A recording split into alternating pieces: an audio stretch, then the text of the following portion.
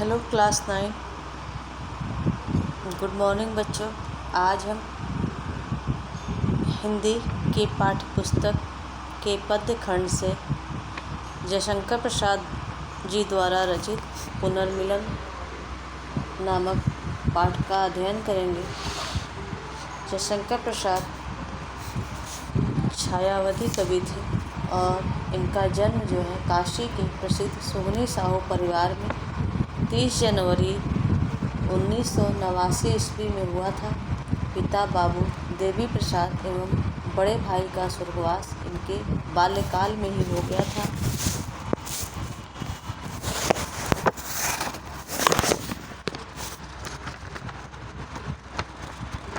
पिता ने प्रसाद की शिक्षा दीक्षा की उचित व्यवस्था की थी, किंतु उनके निधन के पश्चात प्रसाद जी की शिक्षा का क्रम नियमित रूप से नहीं चल सका। पारिवारिक व्यवसाय का सारा बोझ इन्हीं को उठाना पड़ा। घर पर ही इन्होंने अंग्रेजी, हिंदी, बंगला एवं संस्कृत भाषा का ज्ञान प्राप्त किया। प्रसाद जी को जीवन में अनेक विपत्तियों का सामना करना पड़ा। 3 पत्नियों की मृत्यु हुई, अनेक मुकदमे लड़ने पड़े।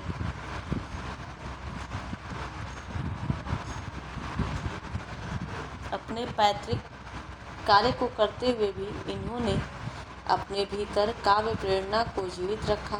इनका जीवन बहुत सरल था। सभा सम्मेलनों की भीड़ से ये दूर ही रहा करते थे।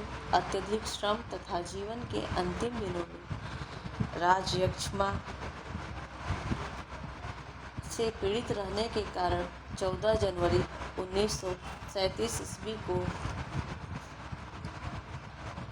48 वर्ष की अल्प आयु में ही इनका निधन हो गया। साहित्यिक सेवाएं। प्रसाद जी आधुनिक हिंदी काव्य के सर्वप्रथम कवि थे। इन्होंने अपनी कविताओं में सूक्ष्म अनुभूतियों का रहस्यवादी चित्रण प्रारंभ किया, जो इनके काव्य की एक प्रमुख विशेषता है। इनके इस नवीन प्रयोग ने काव्य जगत में एक क्रांति उत्पन्न कर दी और छायावादी युग का सूत्रपात किया।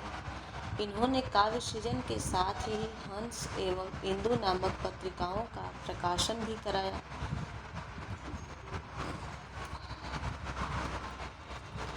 कामायनी पर इनको हिंदी साहित्य सम्मेलन ने मंगला प्रसाद पारितोषिक प्रदान किया था। रचनाएं। प्रसाद जी ने 27 कृतियों की रचना की। इनमें से प्रमुख रचनाएं इस प्रकार हैं। काव्य कामायनी। इस ग्रंथ में जहाँ मनु और श्रद्धा को प्रलय के बाद सृष्टि संचालक बताया गया है, वहीं दार्शनिक बिंदु पर मनु, श्रद्धा और ईड़ा के माध्यम से मानव को हृदय, जो कि श्रद्धा का प्रतीक है, और ईड़ा, जो कि बुद्धि का प्रतीक, के समन्वय का आदेश दिया गया। आशु एक आधुनिक हिंदी साहित्य की अनुपम धरोहर है। इसमें हृदय की व्यथा को प्रवाहयुक्त शैली में कहा गया है। झरना। इसमें प्रेम और सौंदर्य के साथ प्रकृति के मनोरम रूप का भी चित्रण किया गया है। लहर। इसमें छायावाद का प्रौढ़तम रूप मिलता है। इसमें हृदयगत भावों के बड़े ही मार्मिक चित्र प्रस्तुत किए गए हैं। कानन कुसुम। इसमें खड़ी बोली की 6 कविताएं तथा शेष छायावादी गीत हैं। यह प्रसाद जी की फुटकर रचनाओं का संकलन है। चित्राधार। इसमें प्रसाद जी की प्रारंभिक ब्रजभाषा की रचनाएं संकलित हैं। नाटक। प्रसाद जी एक सफल नाटक लेखक भी थे। अपने नाटकों में चंद्रगुप्त, स्कंदगुप्त, ध्रुव स्वामिनी, कामना, जनमेजय का नागयज्ञ, एक घूंट, विशाख, कल्याणी, राजश्री, अजातशत्रु तथा प्रायश्चित मुख्य उपन्यास। इन्होंने 3 उपन्यास लिखा। पहला कंकाल, दूसरा तितली और तीसरा इरावती, जो कि पूर्ण नहीं हो सका। कहानी संग्रह। आपने उत्कृष्ट कहानियाँ भी लिखी। इन कहानियों में भारत के अतीत का गौरव साकार हो उठता है। इन के कहानी संग्रह हैं प्रतिध्वनि, आंधी, इंद्रजाल एवं आकाशदीप। निबंध, काव्य और कला। भाषा शैली, प्रसाद जी की भाषा पूर्णतः साहित्यिक, परिमार्जित एवं परिष्कृत है। भाषा प्रवाह युक्त होते हुए भी संस्कृत निष्ठ खड़ी बोली है, जिसमें सर्वत्र ओज एवं माधुर्य गुण विद्यमान है। अपने सूक्ष्म भावों को व्यक्त करने के लिए प्रसाद जी ने लक्षणा एवं व्यंजना का आश्रय लिया है। प्रसाद जी की शैली काव्यात्मक चमत्कारों से परिपूर्ण है। संगीतात्मकता एवं लय पर आधारित इनकी शैली अत्यंत सरस एवं मधुर है। पुनर्मिलन कामायनी महाकाव्य की निर्वेद सर्ग से ली गई है। मनु गर्भवती श्रद्धा से रूठकर सारस्वत प्रदेश चले गए, जहाँ की रानी इड़ा थी। मनु ने इड़ा के साथ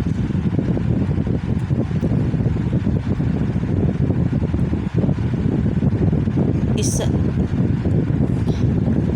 संघर्ष में मनु घायल हो गए। श्रद्धा ने घायल मनु को स्वप्न में देखा और वह मनु को खोजने के लिए निकल पड़ी।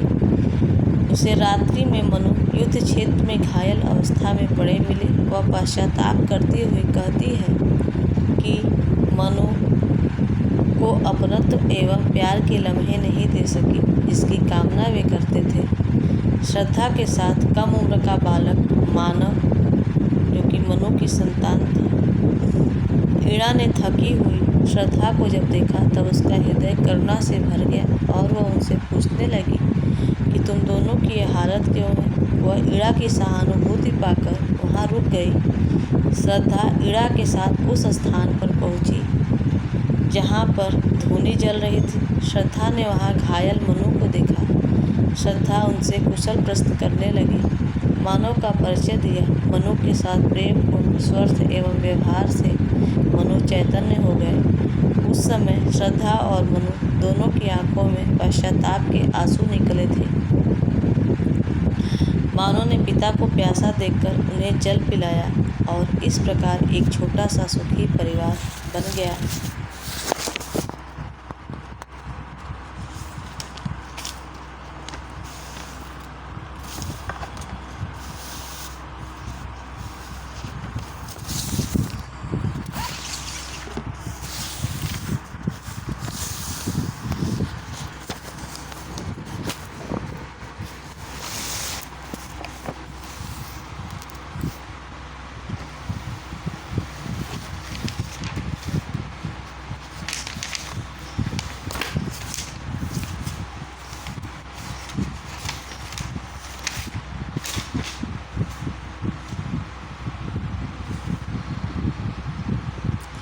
चौंक उठी अपने विचार से, कुछ दुरागत ध्वनि सुनती। इस निस्तब्ध निशा में कोई चली आ रही है कहती, अरे बता दो मुझे दया कर, कहाँ प्रवासी है मेरा। उसी बावले से मिलने को डाल रही हूँ मैं फेरा। चौंक उठी अपने विचार से, कुछ दुरागत ध्वनि सुनती। दुरागत मतलब दूर से आती हुई। इस निस्तब्ध निशा में कोई, निस्तब्ध यानी नीरव या शांत, निशा मतलब रात्रि। अरे बता दो मुझे दया कर, कहाँ प्रवासी है मेरा। प्रवासी मतलब परदेश में गया रहने वाला। उसी बावले से मिलने को डाल रही हूँ मैं फेरा। बावले मतलब पागल, फेरा मतलब बार बार आना जाना। प्रस्तुत अवतरण जो है हमारी पाठ्य पुस्तक हिंदी के काव्य खंड में कामायनी महाकाव्य के निर्वेद सर्ग से संकलित पुनर्मिलन शीर्षक से लिया गया है। इसके रचयिता छायावादी कवि या शंकर प्रसाद हैं। मनु जो है इसमें मनु और श्रद्धा और इड़ा की कहानी है। जब संसार में प्रलय हो गया था, सब कुछ डूब गया था, उस प्रलय में एक मनु ही बचे थे हिमालय की चोटी पर,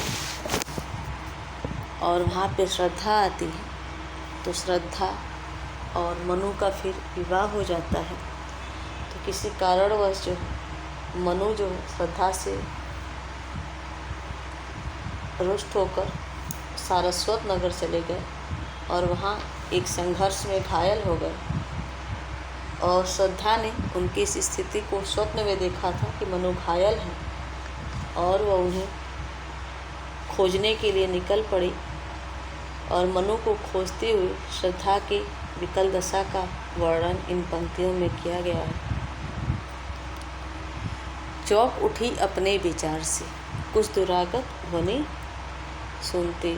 इसमें जो है इड़ा जब किसी कल्पना में खोई हुई थी, तभी एकाएक जो है दुरागत ध्वनि, चौंक उठी अपने विचार से। इड़ा जो है कुछ कल्पनाओं में खोई हुई थी, विचारों में खोई हुई थी, तभी जो है दूर से आने वाली आवाज़ को सुनकर चौंक गई। चौंक उठी अपने विचार से, कुछ दुरागत ध्वनि सुनती। इड़ा अपने किसी विचारों में खोई हुई थी, कल्पनाओं में खोई हुई थी, तभी अचानक से दूर से आती हुई आवाज़ को सुनकर चौंक गई।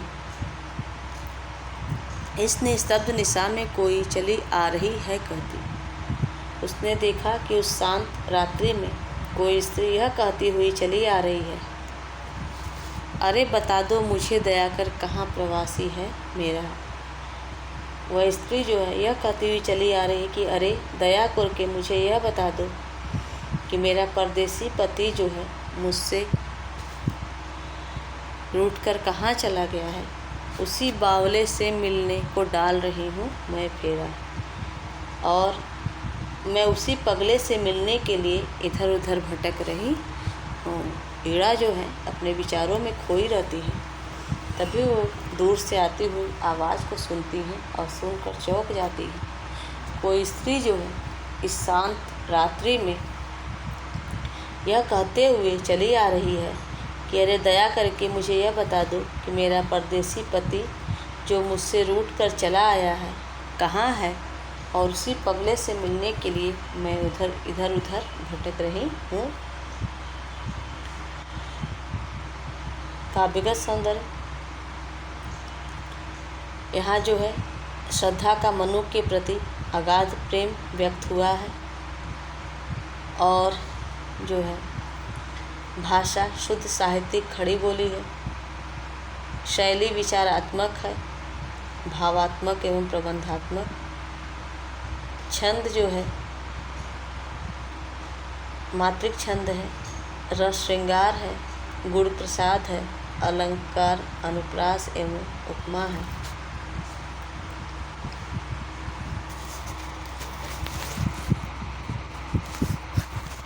रूठ गया था अपनेपन से, अपना सकी न उसको मैं। वह तो मेरा अपना ही था, भला मनाती किसको मैं। यही भूल अब शूल सदृश साल रही उर्मे मेरे, कैसे पाऊंगी उसको मैं कोई आकर कह दे रे। रूठ गया था अपनेपन से। अपनेपन मतलब अपनत्व से, जहाँ अपनापन होता है अत्यधिक स्नेह से।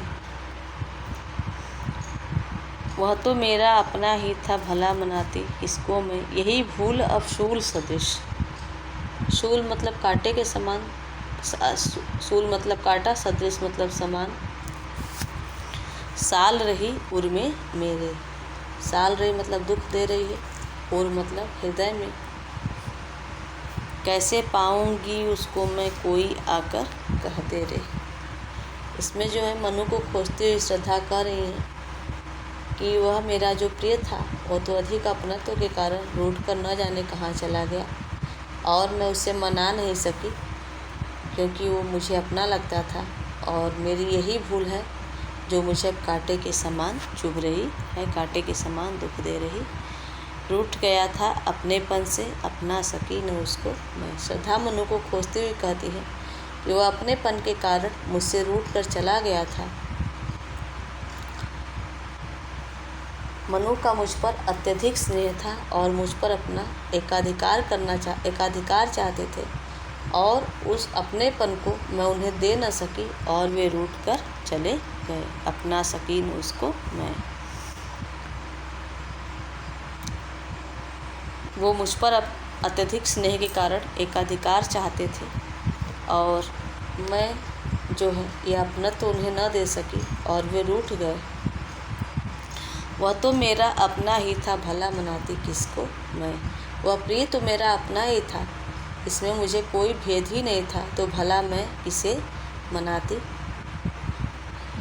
मतलब जो अपना होता है, लोगों को लगता है कि ये मेरा अपना ही है, तो उससे मैं क्या मनाऊँ, वो तो खुद ही मान जाएगा, क्योंकि मनाया तो दूसरों को जाता है, अपनों को नहीं मनाया जाता है। वही भूल अफसूल सदृश 100 साल रही उर्मे मेरे, और वही मुझसे भूल हो गई कि मैं उसे मनाई नहीं, और मेरे इसी भाव को उसने अपने प्रति उपेक्षा समझ लिया और रूठ कर चला गया। और वो भूल जो है अब मेरे हृदय में कांटे के समान चुभ रही है। कैसे पाऊंगी उसको मैं, कोई आकर कह दे रे। श्रद्धा करी है कि मैं उसे मनाई नहीं, और यह भूल जो है अब मेरे हृदय में कांटे के समान चुभ रही है, कांटे के समान दुख दे रही है, और मैं उसे किस प्रकार प्राप्त करूं, कोई तो आकर मुझे यह बता दे।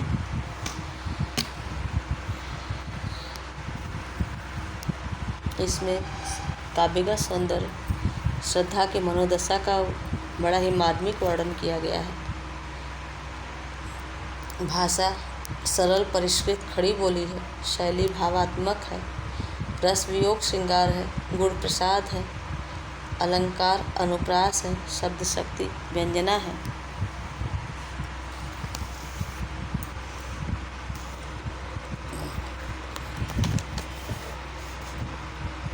ईड़ा उठी दिख पड़ा राजपथ पर, धुंधली सी छाया चलती। वाड़ी में थी करुण वेदना, वह पुकार कैसे जलती।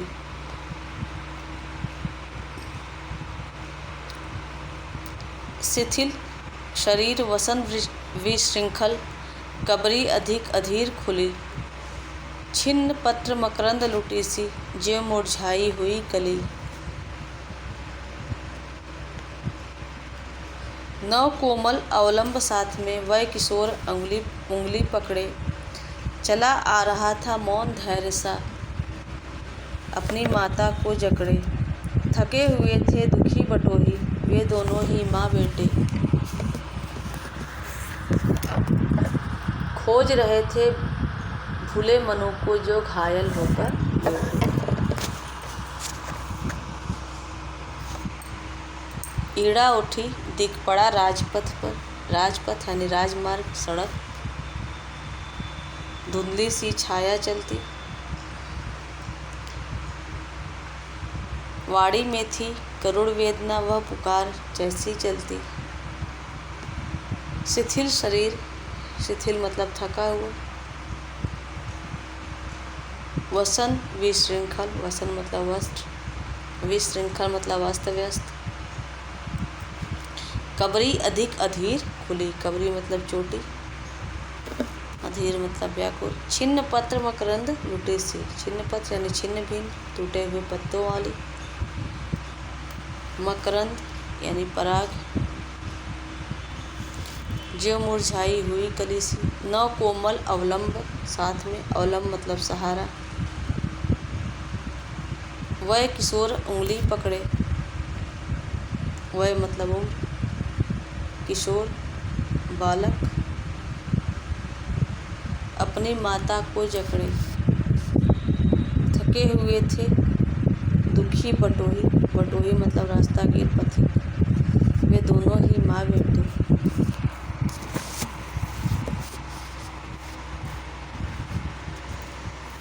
ईड़ा उठी दिख पड़ा राजपथ। इसमें जो है श्रद्धा की शिथिल दशा का वर्णन किया गया है। जयशंकर प्रसाद कहते हैं कि जब ईड़ा उठी दिख पड़ा राजपथ, धुंधली सी छाया चलती।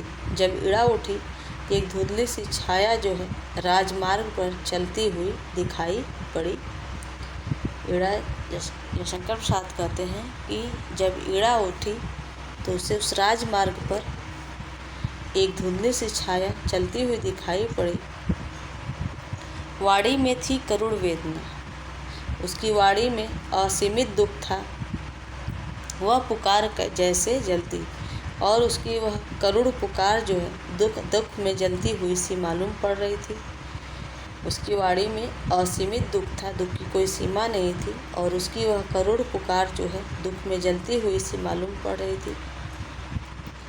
शिथिल शरीर, वसन विशृंखल विरहणी श्रद्धा का शरीर जो है थका हुआ था, और वस्त्र भी अस्त व्यस्त हो रहे थे।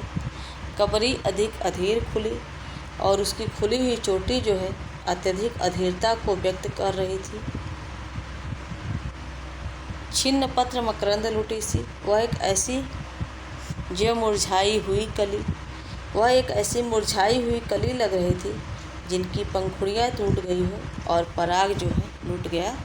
वह श्रद्धा एक मुरझाई हुई कली के समान लग रही थी जिसकी पंखुड़ियाँ टूट गई हो और उसका पराग जो है छिन्न पत्र मकरंद लुटी सी, उसका पराग जो है लुट गया हो। नव कोमल अवलंब साथ में वह किशोर उंगली पकड़े। श्रद्धा के साथ कम उम्र का बालक था जो उसकी उंगली पकड़कर चल रहा था। चला आ रहा था मौन धैर्य से अपनी माता को जकड़े। वह मौन धैर्य जैसा बालक अपनी माता श्रद्धा को कसकर पकड़े हुए चला आ रहा था।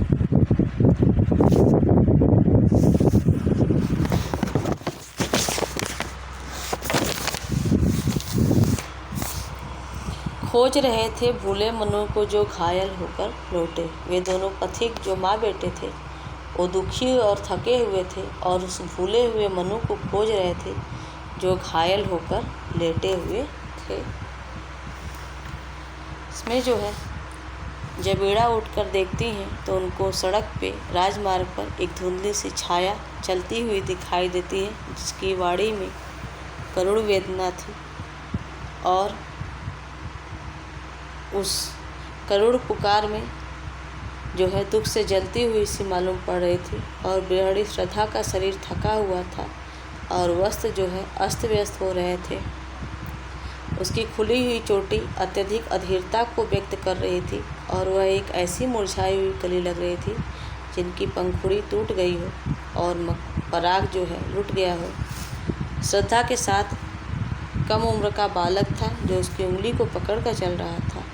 वह मौन धैर्य जैसा बालक अपनी माता श्रद्धा को कसकर पकड़े हुए चला आ रहा था। वे दोनों पथिक माँ और बेटे दुखी और थके हुए थे और भूले हुए मनु को खोज रहे थे जो कि घायल होकर लेटे हुए थे।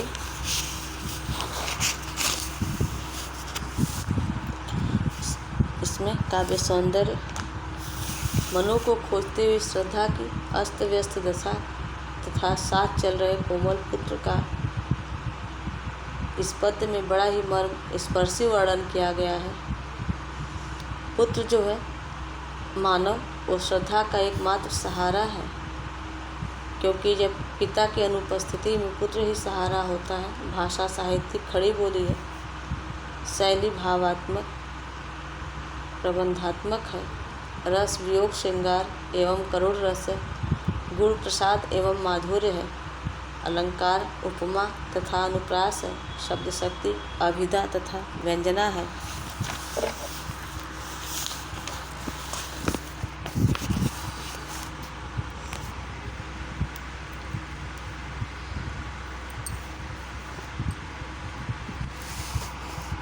ईड़ा आज कुछ द्रवित हो रही दुखियों को देखा उसने, पहुँची पास और फिर पूछा, तुमको बिसराया किसने, इस रजनी में कहाँ भटकती जाओगी, तुम बोलो तो। बैठो आज अधिक चंचल हूँ, व्यथा गाथ निज खोलो तो। जीवन की लंबी यात्रा में खोए भी मिल जाते हैं, जीवन है तो कभी मिलन है, कट जाती दुख की रातें। ईड़ा आज कुछ द्रवित हो रही, द्रवित हो रही मतलब हृदय जो है करुणा से भर रहा।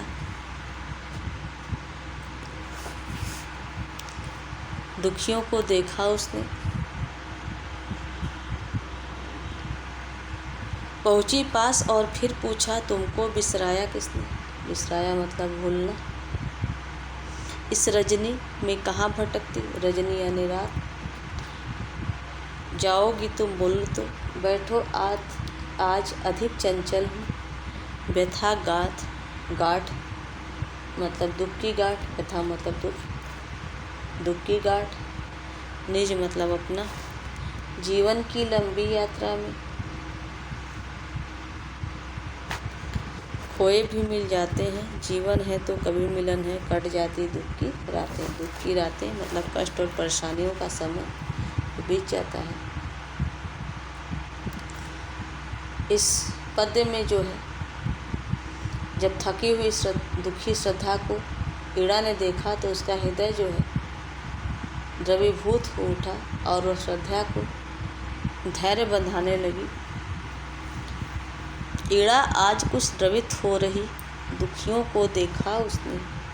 जब शंकर प्रसाद जी कहते हैं कि जब ईड़ा ने थकी हुई एवं दुखी श्रद्धा को तथा उसके पुत्र को देखा तो उसका हृदय जो है करुणा से भर गया और उसका हृदय जो है द्रवीभूत होने लगा।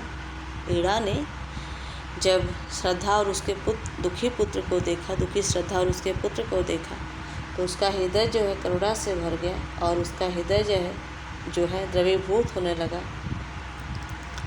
पहुंची पास और फिर पूछा तुमको बिसराया इसने। वह श्रद्धा और उसके पुत्र के पास जाकर यह पूछने लगी तुम्हें किसने भुला दिया। इस रजनी में कहाँ भटकती जाओगी तुम बोलो, और मुझे यह बताओ कि तुम इस रात्रि में अपने प्रिय को खोजती हुई कहाँ भटकती फिरोगी।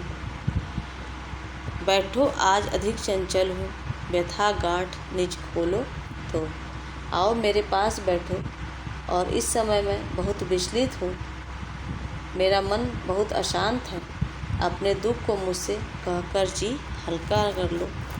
जीवन की लंबी यात्रा में खोए भी मिल जाते हैं। ईड़ा कह रही हैं कि तुम अपने खोए हुए प्रिय को ढूंढ रही हो, दुखी मत हो, क्योंकि जीवन की इस लंबी यात्रा में खोए हुए भी मिल जाते हैं। अर्थात तुम्हारे जो प्रिय है वो तुम्हें कभी न कभी अवश्य ही मिल जाएगा।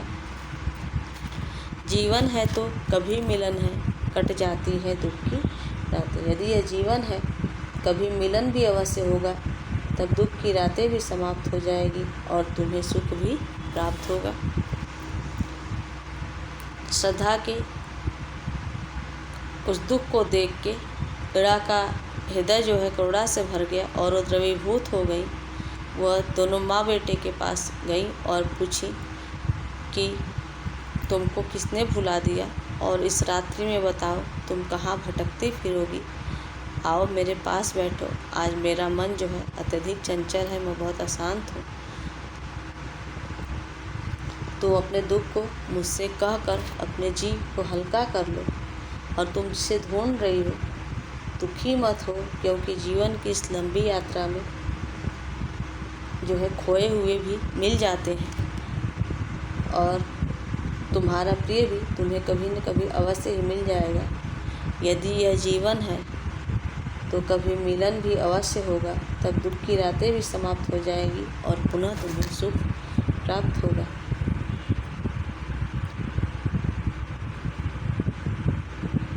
इसमें जो है काव्य सौंदर्य, श्रद्धा के पति ईड़ा की मानवीय संवेदना का मार्मिक चित्रण हुआ है। भाषा सरल साहित्यिक खड़ी बोली है। शैली भावात्मक और प्रबंधात्मक है। रस करुण एवं शांत है। गुण प्रसाद है। अलंकार रूपक है। शब्द शक्ति अभिधा एवं व्यंजना है।